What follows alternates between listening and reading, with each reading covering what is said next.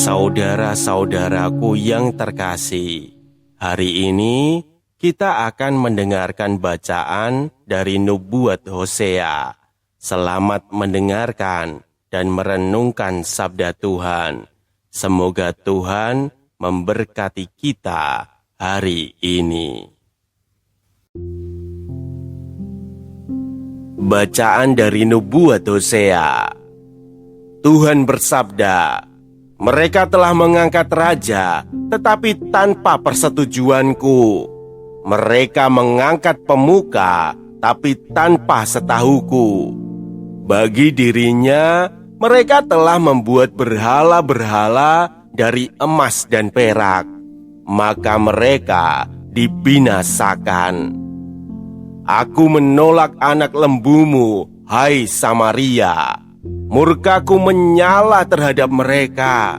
Sampai berapa lama orang-orang Israel ini tidak dapat disucikan? Sebab patung anak lembu itu kan dibuat oleh tukang, dan itu bukan Allah. Sungguh, akan remuklah anak lembu Samaria itu. Mereka menabur angin, maka mereka akan menuai puting beliung. Gandum yang belum menguning tidak ada pada mereka. Tumbuh-tumbuhan itu tidak akan menghasilkan tepung. Dan seandainya menghasilkan, maka orang-orang asing akan menelannya. Sungguh, Efraim telah memperbanyak mezbah, tetapi mezbah-mezbah itu menjadikan mereka berdosa. Sekalipun kutuliskan banyak pengajaran baginya, semuanya akan mereka anggap sebagai sesuatu yang asing. Mereka menyukai kurban sembelihan. Mereka mempersembahkan daging dan memakannya, tetapi Tuhan tidak berkenan kepada mereka. Sekarang Tuhan akan mengingat kesalahan mereka dan menghukum dosa mereka. Mereka harus kembali ke Mesir." Demikianlah sabda Tuhan.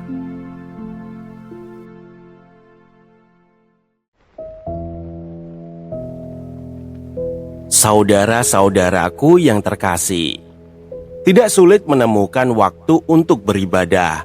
Yang lebih sulit adalah sungguh mempercayakan hidup kita kepada Tuhan. Seringkali kita datang ke gereja, mengikuti ibadah, dan menjalankan berbagai kegiatan rohani.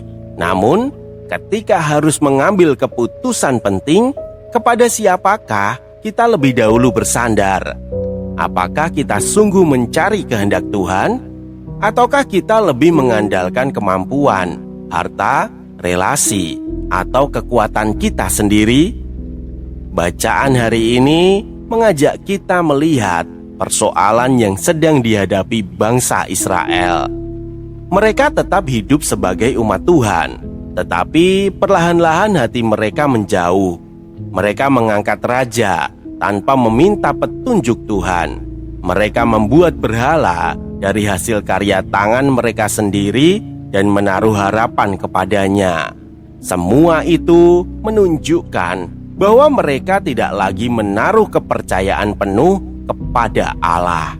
Bahkan, mereka tetap mempersembahkan kurban dan menjalankan ibadah.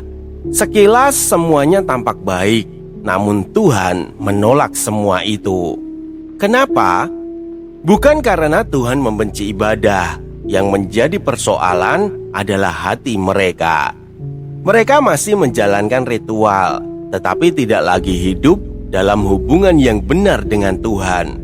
Mereka mengira bahwa ibadah dapat menggantikan pertobatan dan bahwa persembahan dapat menutupi ketidaksetiaan mereka. Melalui Nabi Hosea, Tuhan mengingatkan bahwa yang Ia kehendaki bukan hanya tangan yang membawa persembahan, tetapi hati yang sungguh percaya kepada Tuhan. Ada satu kalimat yang sangat kuat dalam bacaan ini. Mereka menabur angin, maka mereka menuai puting beliung. Artinya, pilihan-pilihan yang tampak kecil dapat membawa akibat yang jauh lebih besar.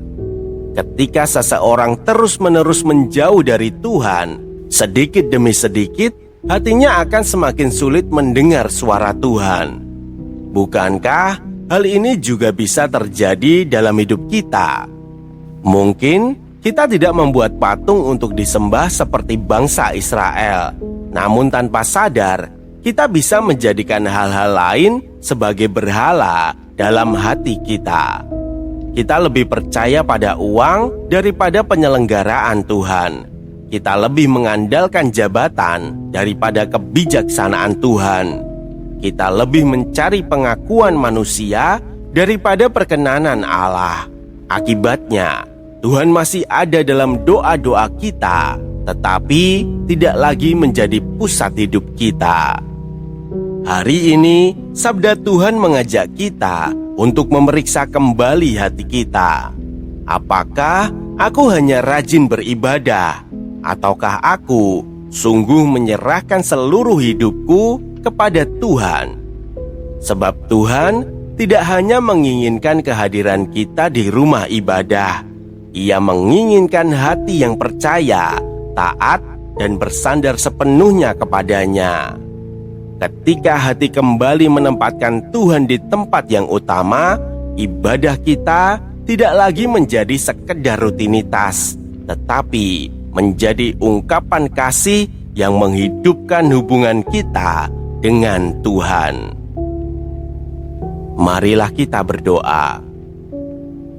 Tuhan, ampunilah kami jika selama ini kami lebih mudah mengandalkan kekuatan kami sendiri daripada mempercayakan hidup kami kepadamu. Ampunilah kami jika ibadah kami hanya menjadi rutinitas, sementara hati kami sering menjauh dari kehendak-Mu. Ajarilah kami untuk menempatkan Engkau sebagai yang terutama dalam hidup kami. Semoga setiap doa, ibadah, dan pelayanan yang kami lakukan lahir dari hati yang sungguh mengasihi dan percaya kepadamu, sehingga seluruh hidup kami menjadi persembahan yang berkenan di hadapan-Mu. Amin. Jangan biarkan sabda ini berhenti di kamu. Jika hari ini kamu merasa Tuhan berbicara padamu lewat bacaan ini, bagikanlah. Sebab setiap kali kamu meneruskan sabdanya, kamu sudah ikut ambil bagian dalam karya pewartaan. Semoga tersampaikan berkah dalam.